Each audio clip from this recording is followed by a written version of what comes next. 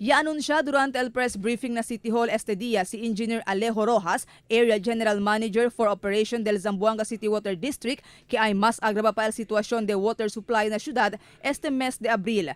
Asegun kun Rojas, ta continua esta na 73.78 meter el nivel del agua na Diila Diversionary Dam, mientras el normal nivel de agua tali na 74.20 meter. Yabla pa si Rojas, kada dia, taalkansa na 90,000 cubic meter el normal water production del Zamboanga City Water District. Pero anoche, ialkansa lang sigun este na 44,600 cubic meter o yabaha na 50%. Si Rojas yabla, antisipa sila que mas abaha el water supply na syudad, siguiendo con el report del Pag-asa, que ay mas calienta pa el tiempo dentro de este mes de abril. As we speak, our phase 2 plant is operating on a 50 capacity alone. Phase 2. When you say 50 capacity, what do you mean? 50% of its capacity. 50%. Okay. While phase 1 operates on still full capacity.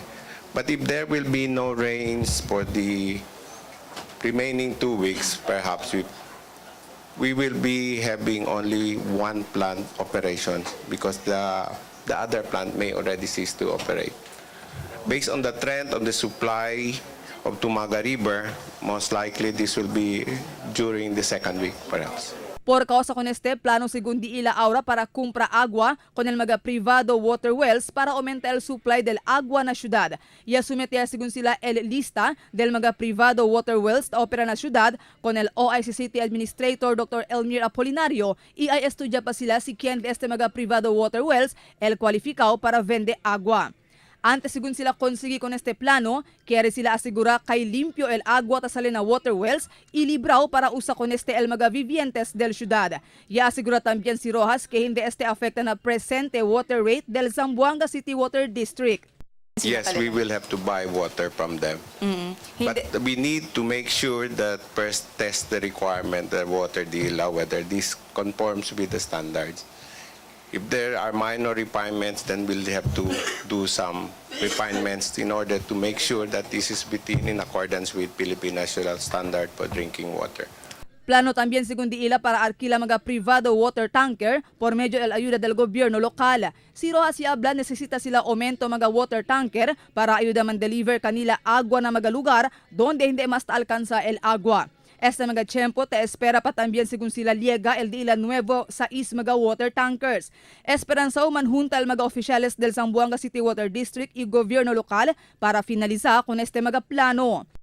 This morning, as stated by the mayor, we had met the City Hall Conference Room to discuss some issues affecting the water crisis that the city is facing. We had invited several stakeholders to help us out. This is in relation to the letter that we received from the Water District about 2 weeks ago regarding the need to tap private economic enterprises to help us out manage the crisis in the city of Zamboanga. And it was a very fruitful meeting where we agreed that this afternoon we will be presenting the results of that we had agreed upon in the early meeting with the City Disaster Risk Reduction Management Council.